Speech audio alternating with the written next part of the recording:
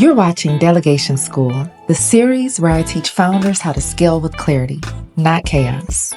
Inside this series, you'll also find episodes from Flow for Founders and the CEO Soft Life. Different angles, same mission. Get out of your operations. The big misconception: you need a team in order to scale. You don't need an ops manager, 3 VAs, and 2 part-time contractors to prove you're scaling. You need a system that tells you what actually needs to get done, who should be doing it, and what can wait or be dropped completely. Because what's burning you out isn't the task itself. It's the decision fatigue of constantly trying to manage it all and then doing it. The problem most founders face, what I see, is you're doing too much because you think delegation equals hiring. You're avoiding key decisions because the mental load feels too daggone high. And you think hiring more people will fix the chaos. But without a system, you're actually just scaling the chaos. And you're paying more and more people to help keep you overwhelmed. You don't need a team right now. You need a decision matrix. And probably an approval matrix too. Those are the couple of things that I programmed Flow with right off the bat. Actually, it was the decision matrix. I know that because I needed to decide what I needed to do. So the decision matrix is there. The CEO decision matrix is what I'm about to teach you how to do with the help of Flow. So you don't have to go through the school of hard knocks, which is what I did in my real estate business. You can just figure out how to do it without all of the extra drama that most of us are addicted to. But that's for another podcast, right? The decision matrix is the first thing that I said I programmed Flow with, and it changed everything. Before you assign anything, hire anyone, create an automation, I want you to drop those tasks, drop all of those things into Flow and see what she has to say about it. The question that's going to be answered when she develops the decision matrix for you is, do I even need a person for this?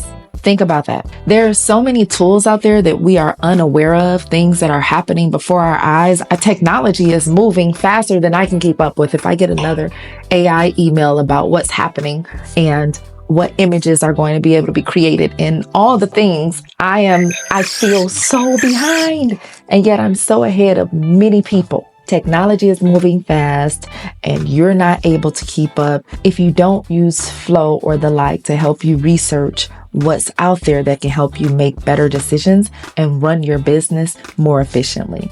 Sometimes you don't need a VA, you need a Zap or a template or a flow prompt. Before thinking of going out to hire someone, I want you to ask, can this be turned into a repeatable workflow or automated once? By collaborating with Flow without ever landing on your desk again, you'll get the answer. A client of mine almost lost $3,500 a month by hiring an operations manager until we realized she didn't need an operations manager. She needed 2 templates and an Airtable automation, for which she went to Upwork and she hired a project gigger, and I believe paid them like $300 one time to create this Airtable automation. That is what Flow can enable you to do. Additionally, Flow wrote out the process that this person was going to use that the founder was not interested in using at all, so that said founder would know whether or not the person they hired was doing exactly what was needed.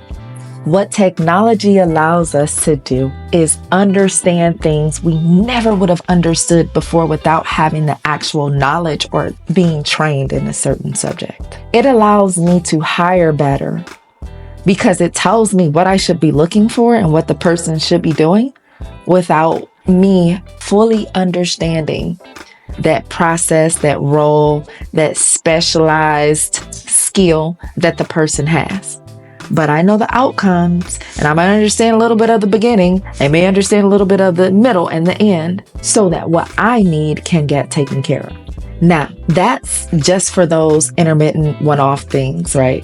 If it's a recurring task, you may want to hire someone or hire someone periodically on a gig basis. Hire someone periodically, an intermittent gig basis, or pay them a retainer for a monthly output or product. Things that I mean by reoccurring are posting content every week, following up with client emails, onboarding clients, updating client project trackers. Those are things that need to be done regularly, and maybe you will hire someone like that. Or maybe you'll outsource until you can hire someone, that whole client management piece. And you know the product at the end of every week that they're supposed to bring to you.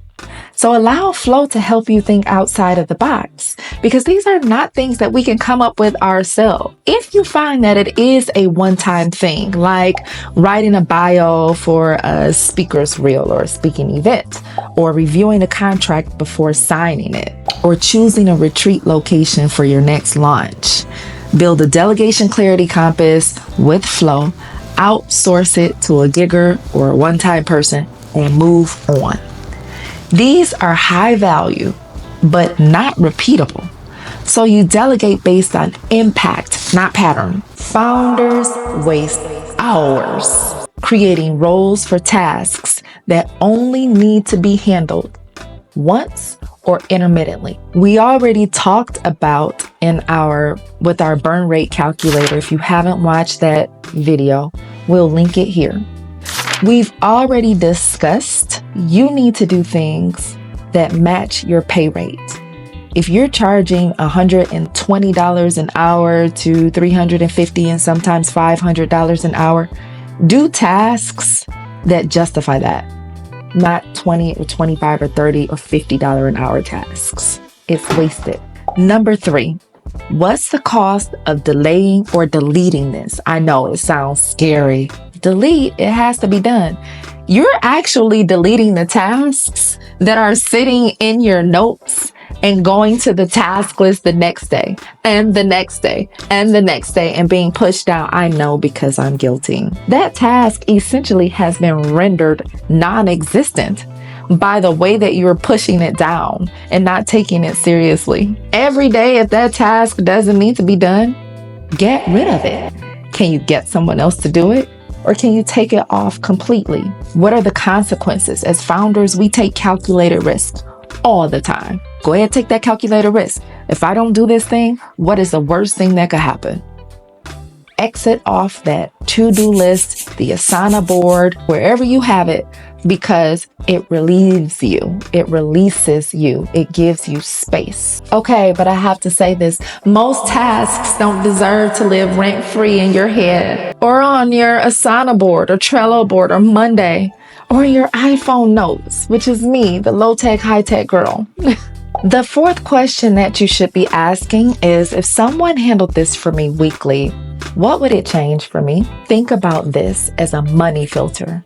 What would it change if I had someone that could handle this thing on a weekly basis? 5 hours that you could work out, 1 hour a day, 30 minutes a day, and the other 30 minutes getting ready.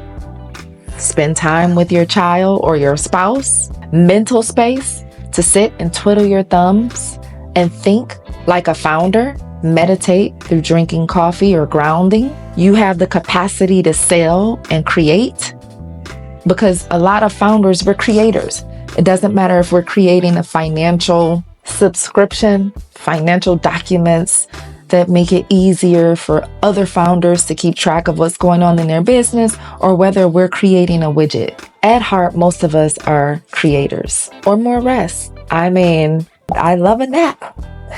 So if you can delegate the task and it gives you back more of one of those things or a combination of things, and it's less money than you make per hour, then finding someone else to do it is not just a good idea. It's actually a transfer of power, and it's necessary. The matrix doesn't just save time, it builds leadership. This isn't about being more productive, folks. This is how you step back into leadership instead of being your own overworked employee. Are you a good employee anyway? Most founders are not great employees. in case you didn't realize that. When you run everything through the decision framework, you stop reacting, you start designing, you start implementing the vision. Here's a bonus, because now that you start delegating, designing, you have your automations, your systems, I want you to think about this part. Approvals. If you already have a team or already have contractors that are doing things for you, you probably get the privilege of approving much of the work before it goes out. And don't we love approvals? No. I created the approval matrix after I figured out the decision matrix wasn't enough. I only wanted things to touch my desk or you to ping me during certain hours and with certain things. Everything else went through either you could own it and approve it and make sure it went out based on certain specifications, brand colors, hashtags, caption notes, or there may be a team lead that owns the project that then can approve this thing. If you're still reviewing copy, catching typos, greenlighting graphics, responding to Slack questions, or just double checking one more time all day, that's cognitive clutter. That mess is living in your head rent free, and it does not deserve to be there. Collaborating with that founder, the talk show host, or the person that's going to make you your next $50,000 is the one that you should be collaborating with. I have a client who decided to offload many of her tasks.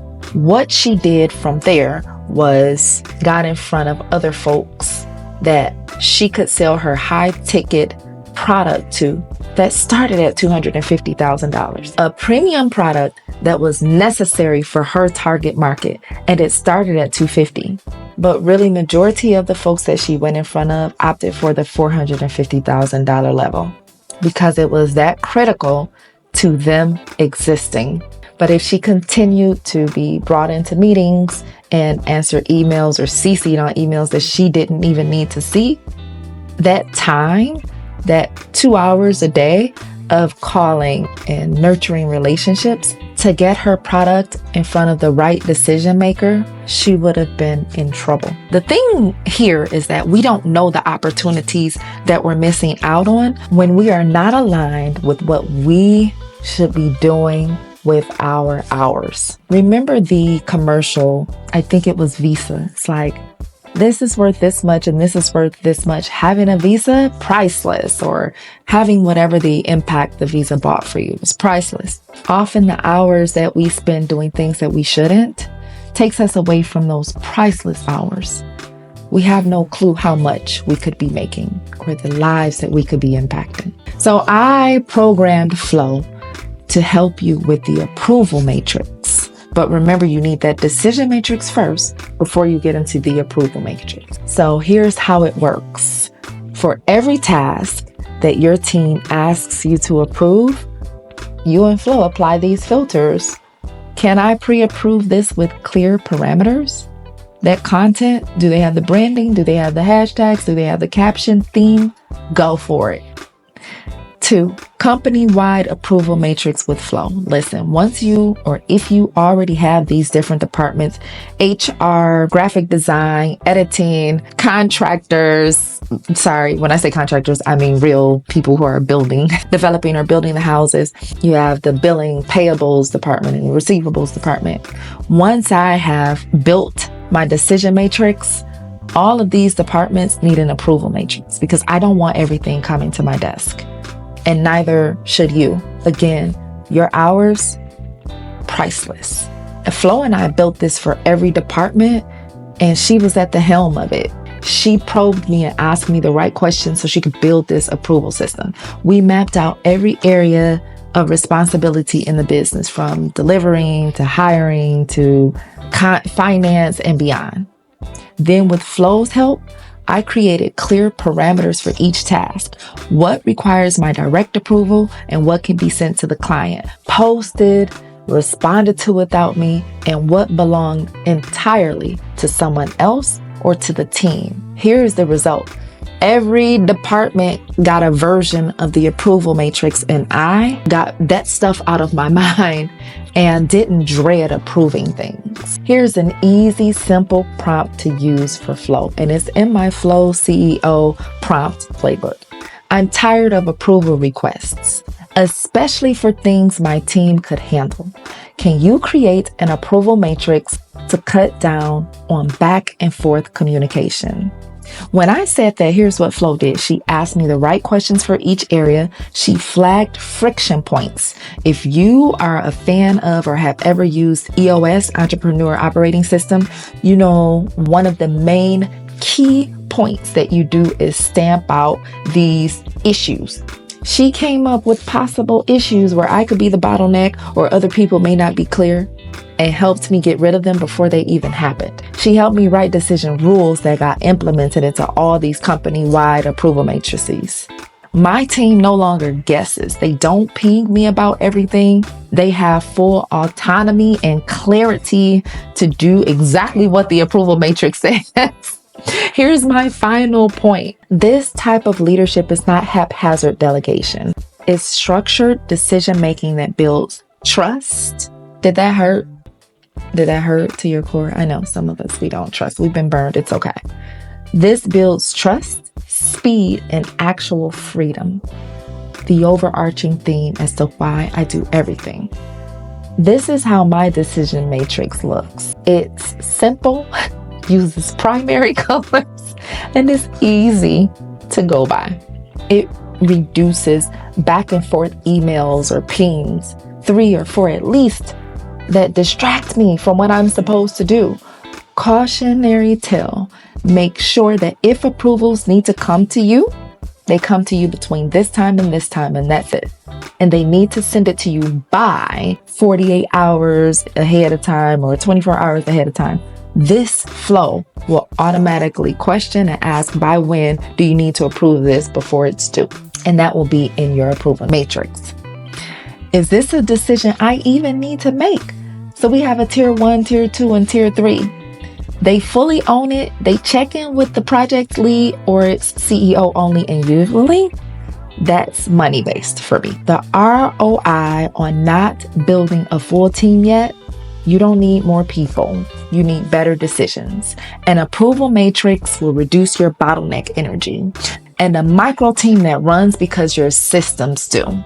Small but mighty. That's how the NFL runs. This is the foundation of everything I teach and delegate like a pro. It's how you scale without drowning folks. And it's how you reclaim your time before you hire your first full-time employee. Clarity first, team later. Otherwise, you scale that chaos. I want you to sign up for Delegate Like a Pro course. You'll walk away with every delegation template I use. Flow Prompts, the advanced guidebook, not the one that's available to the public, and systems that make your business and you feel lighter immediately. Delegation is not just about who does the work. It's about who holds the decision burden. If you're still saying yes or no 15 times a day, or more than you'd like to, your team has tasks, not authority. I suggest you watch the video, the 3 filters I use before I delegate anything, because that's going to help you as well. I will see you at the next Delegation School episode. Bye. If this helped, there's more where that came from. Subscribe to Delegation School, because you weren't meant to run your business on exhaustion and vibes. And if you're ready to stop doing it all yourself, Flow and Delegate Like a Pro are linked below.